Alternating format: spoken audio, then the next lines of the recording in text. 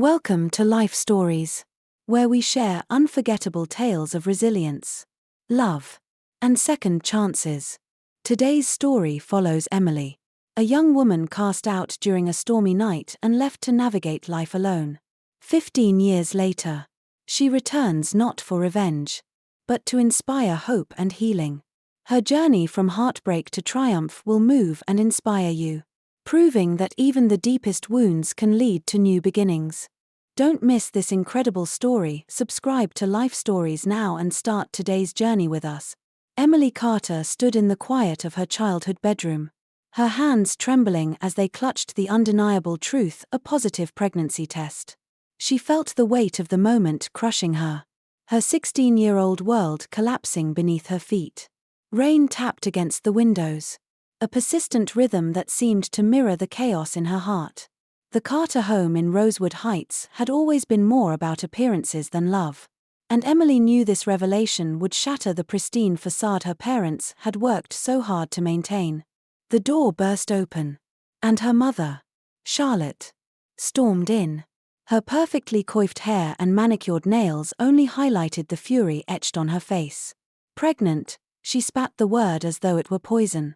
Emily flinched, tears stinging her eyes. Behind her mother, her father, Judge William Carter, entered the room. His commanding presence, usually reserved for courtrooms, now filled the space with icy judgment. "Who?" he demanded, his voice dangerously low. "Who is the father?"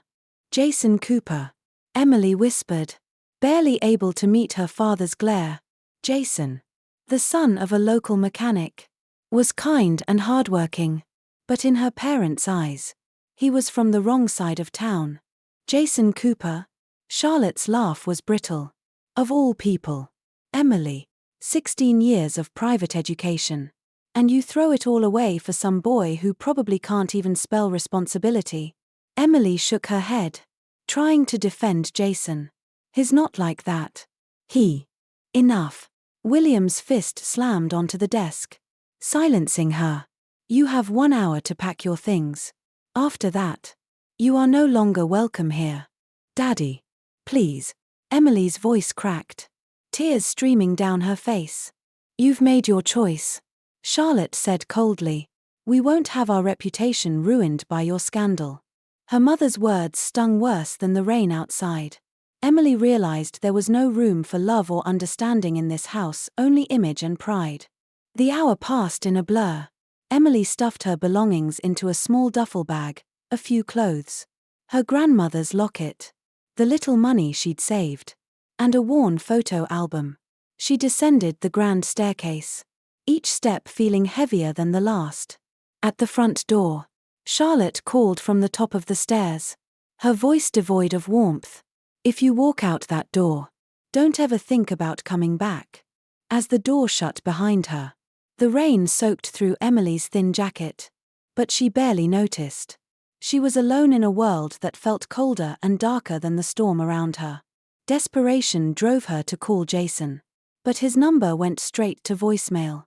Unbeknownst to her, his family had moved away that morning for a job opportunity, leaving her without an anchor. With nowhere else to go, Emily wandered the streets until she found herself in a 24-hour diner. The warm glow of the neon sign felt like a small mercy. Inside, the hum of conversation and clinking dishes filled the air. Emily slid into a corner booth, clutching a lukewarm cup of coffee she could barely afford. She was drenched, her hair plastered to her face, and she stared at the swirling cream in her cup, wondering how her life had unraveled so quickly. "Honey, you okay?" A kind voice broke through her haze. Emily looked up to see a waitress, an older woman with grey streaks in her hair and warm, concerned eyes. "I'm fine," Emily lied, her voice barely audible. The waitress, Helen, wasn't convinced. "You don't look fine, sweetie. My shift ends soon. Why don't I take you somewhere warm and safe?" Emily hesitated, her pride battling her desperation. But as Helen sat down across from her, her sincerity was undeniable. "My sister runs a shelter downtown," Helen said gently. It's not fancy. But it's a start. Too exhausted and scared to refuse. Emily nodded. That night, Helen drove her to the shelter. And for the first time since leaving home, Emily felt a glimmer of hope. The shelter became a lifeline. It wasn't easy sharing a room with strangers, hearing their stories of loss and struggle, but it was a roof over her head and a step forward. Emily found work at a local bakery in the mornings and filed papers at a small law firm in the afternoons. At night, she studied for her GED, refusing to let her education slip away. "You've got fire in you, girl," said Rosa, the shelter's director. "Don't ever let anyone put it out." Emily held on to those words, especially on the hardest days. When her daughter Lily was born on a bright spring morning, Emily cradled her in her arms and whispered a promise: "We're going to make it. Baby girl. Somehow. We'll prove them all wrong." As the months turned into years, Emily's determination only grew. Lily became her anchor, her reason to push through the exhaustion and fear. Together, they faced each day, building a life out of the ashes of what had been. Emily didn't know what the future held. But she knew one thing for certain: she and Lily would face it together. The next chapter of Emily's life unfolded like a delicate balancing act. Days blurred together in a whirlwind of responsibilities: work, school, and caring for Lily. Her daughter grew into a bright, curious toddler, her laughter filling their tiny studio apartment with a warmth that Emily hadn't felt in years. Every giggle, every milestone gave Emily the strength to keep going. Her mornings began at the crack of dawn. She'd leave Lily in the care of a kind neighbor, Mrs. Harris, who lived down the hall and adored the little girl as if she were her own. From there, Emily would rush to the bakery, where she spent hours kneading dough and frosting cupcakes. The smell of fresh bread often clung to her clothes as she moved to her second job at a local law firm, sorting through stacks of paperwork. Though the work was monotonous, Emily found solace in the neat rows of contracts and case files. Each page she filed felt like a step closer to the future she was determined to create. One evening, as Emily sat in the law firm's break room, poring over a thick law textbook she'd borrowed from the office library, she caught the attention of Catherine Price, one of the firm's senior partners.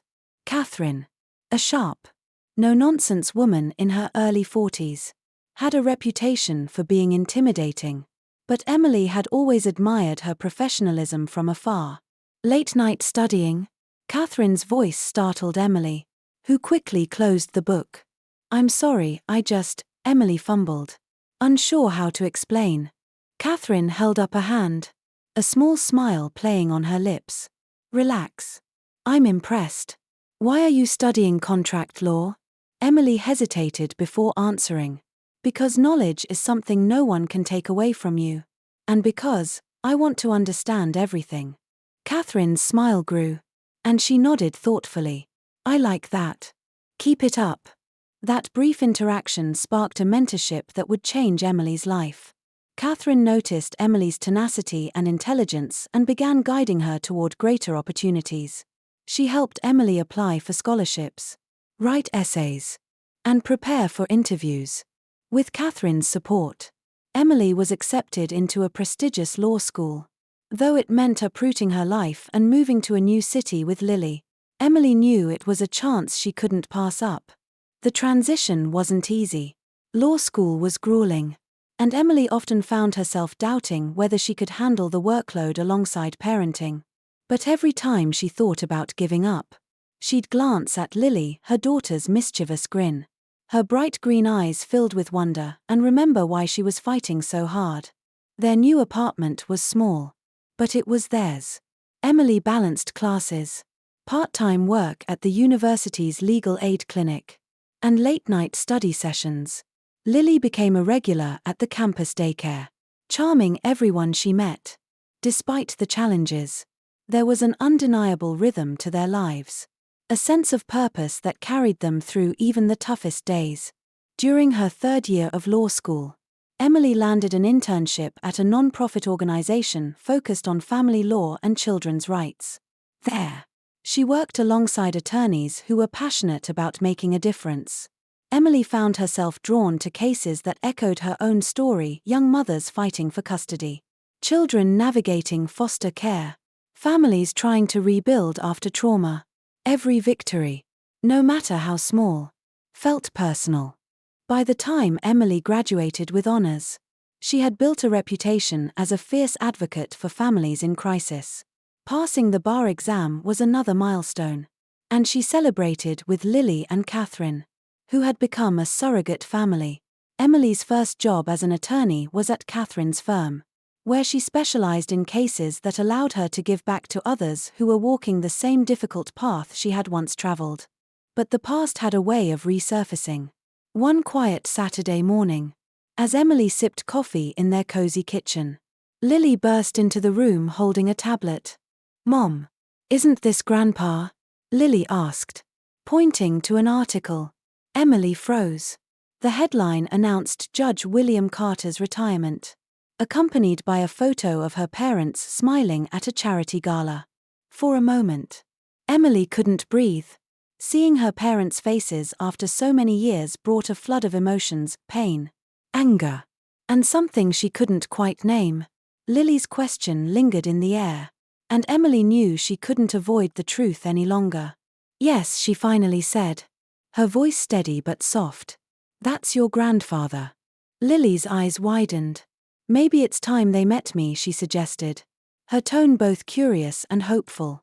Emily studied her daughter's face, the same green eyes she saw in the mirror every day, filled with a determination that reminded her of herself. She realized that Lily was right. It was time to face the past, not for her parents' sake, but for her daughter's. As she closed the article and set the tablet aside, Emily made a decision. She wasn't that scared 16-year-old anymore. She was Emily Carter, Esquire, a mother, a lawyer, and a survivor. It was time to go home. The week leading up to the charity gala was a whirlwind of emotions for Emily. She wavered between doubt and resolve, grappling with the memories she had tried so hard to leave behind. For years, the pain of rejection had fueled her determination to succeed, to prove that she and Lily could thrive despite being cast aside. But now, as the gala loomed closer, the thought of confronting her parents filled her with unease. On the day of the event, Emily stood before the mirror in her modest bedroom. Her reflection stared back, confident yet contemplative. She wore a tailored navy suit, a symbol of her hard-earned success. Next to her, Lily adjusted the hem of her blue dress, her youthful enthusiasm a stark contrast to Emily's apprehension. "Do you think they'll like me?" Lily asked, her voice tinged with nervous excitement. Emily crouched to meet her daughter's gaze. "They'll love you," she said firmly. "And if they don't, that's their loss. You're incredible." Lily. Hand in hand, they arrived at the grand ballroom of the Cedar Brook Country Club. The venue sparkled with opulence, crystal chandeliers, elegant floral arrangements, and a sea of impeccably dressed guests. Emily's heart pounded as they approached the entrance, where an event coordinator checked names against a guest list. "Name?" the coordinator asked without looking up. "Emily Carter," she replied clearly, her voice unwavering. The coordinator's head snapped up, recognition dawning in her eyes. Whispers rippled through the crowd as Emily and Lily stepped into the room. The noise of clinking glasses and polite conversation faded as people turned to watch. Emily felt the weight of their stares but squared her shoulders, walking purposefully toward the center of the room. Her parents were impossible to miss. William Carter stood near the podium, his once youthful face now marked with lines of age and experience. Beside him, Margaret Carter flitted between guests, her silver hair impeccably styled, her smile practiced and polite. Emily hadn't seen them in 15 years, but they looked almost unchanged. As they approached, Margaret froze mid-conversation, her champagne glass suspended in midair. William turned, his expression shifting from confusion to shock. For a moment, no one spoke. "Hello, Mother, Father," Emily said, her voice steady. Congratulations on your retirement. William recovered first, his courtroom composure faltering. Emily, he managed, his voice thick with disbelief. This is unexpected. Margaret's gaze darted between Emily and Lily, her social mask slipping. What are you doing here? She demanded, her voice low but sharp. Emily remained calm. I came to introduce you to someone. She turned to Lily, who stepped forward with a confidence that belied her age. This is Lily Carter. She's your granddaughter. Lily smiled warmly, her green eyes, so much like her grandfather's, meeting his with a mixture of curiosity and kindness. It's nice to meet you, she said, her voice clear and steady. For a moment, the room was silent. Margaret's face paled, and William stared at Lily as if seeing a ghost. The resemblance was unmistakable. Lily carried William's height and Margaret's elegance, combined with Emily's determination. Around them, guests whispered, their curiosity and speculation growing louder. I'm also here, Emily continued, her voice gaining strength, to let you know that your decision to cast me out didn't break me. It made me stronger. I'm now a partner at a law firm specializing in family law. My work helps young mothers and children who face the same challenges I once did. The revelation hit like a thunderclap. Margaret opened her mouth to respond but found no words. William's face softened, a mixture of regret and pride flickering across his features. Before either of them could speak, a woman stepped forward from the crowd. Emily Carter is one of our most brilliant partners, Catherine Price announced, her voice commanding attention. Her dedication to helping others is unmatched. I'd argue she's the most accomplished person in this room. Margaret's carefully constructed composure finally cracked. Her trembling hands betrayed the emotional storm she struggled to contain. Perhaps we should take this conversation somewhere private, she said, gesturing toward the club's library. Emily nodded, and the four of them retreated to the quiet, wood-paneled room. The tension was palpable as they settled into the leather chairs, each carrying a lifetime of unspoken words. Margaret broke the silence first. Emily, I don't. Emily interrupted, her tone firm. I'm not here for apologies. I'm here because Lily deserves to know her family and because I needed you to see what you threw away that night. William lowered his gaze, his hands gripping the armrests of his chair. We did what we thought was best, he said, though his voice lacked conviction. For whom? Emily challenged. For me. Or for your reputation? Lily, who had been quietly observing, spoke up. Did you ever try to find us? Did you care what happened to my mom or to me? Margaret flinched, unable to meet her granddaughter's gaze. We kept track, she admitted softly, discreetly. We knew you were alive, that you were doing well. And you never reached out? Emily asked, her voice tinged with both anger and sadness. Why? William sighed heavily. Pride, he admitted, his voice barely above a whisper. Every year, it became harder to admit we were wrong. Emily shook her head, a bitter laugh escaping her lips. Pride. That's what mattered more to you than your own daughter. Lily placed a hand on Emily's arm, her touch grounding her. Mom, she said gently, they're here now. Maybe we can start from here. Emily took a deep breath, her daughter's wisdom cutting through the layers of hurt. Maybe, she said softly, her gaze meeting her parents'. But it's going to take time. In the hushed atmosphere of the library, the tension ebbed and flowed like the tide. Emily watched her parents, searching for signs of sincerity amid the years of unresolved anger and regret. William sat quietly, his face etched with a vulnerability she had never seen before.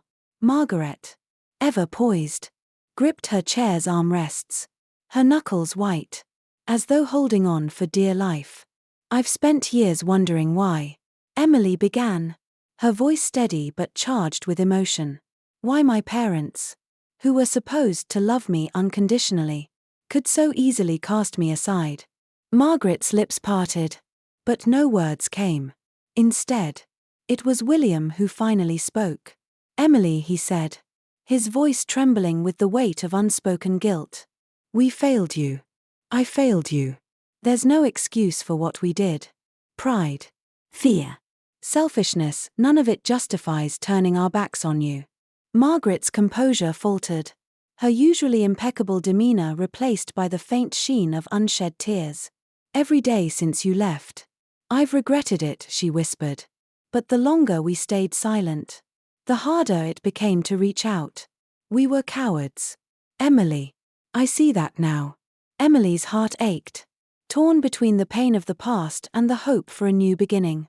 Lily, ever perceptive, placed a reassuring hand on her mother's knee, anchoring her in the present. "Mom," she said softly, "you've always taught me that it's not about where you start but how you move forward." The wisdom in her daughter's words struck Emily deeply. Turning back to her parents, she decided to lower her guard just slightly. "I didn't come here for an apology," she admitted. "I came here to show you what your rejection created. I built a life for myself and Lily, not because of you, but in spite of you. And I needed you to see that." The silence that followed was thick with unspoken emotions. Then, breaking the tension, Lily pulled out a small photo album from her purse. "I brought this," she said, holding it out to her grandparents. "It's our story, the one you missed." Margaret took the album with trembling hands, her perfectly manicured nails brushing against the leather cover. As she opened it, the first photo greeted her, a much younger Emily holding a newborn Lily in a hospital bed, her exhaustion overshadowed by the fierce love in her gaze. Page after page revealed milestones they had never witnessed: first steps, birthdays, graduations, simple holidays filled with joy. Margaret's tears began to fall freely as she flipped through the album, each photo a reminder of what they had lost.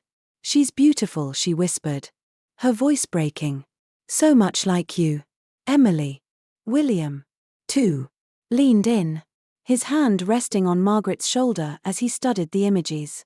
"We missed everything," he said, his voice choked with regret. "We missed you." Emily nodded, her throat tight. "Yes, you did. But that doesn't mean Lily has to miss knowing her grandparents." Margaret looked up, her eyes shimmering with hope. "Do you mean that?" she asked, her voice trembling. "I do," Emily replied. "But this isn't just about reconnecting.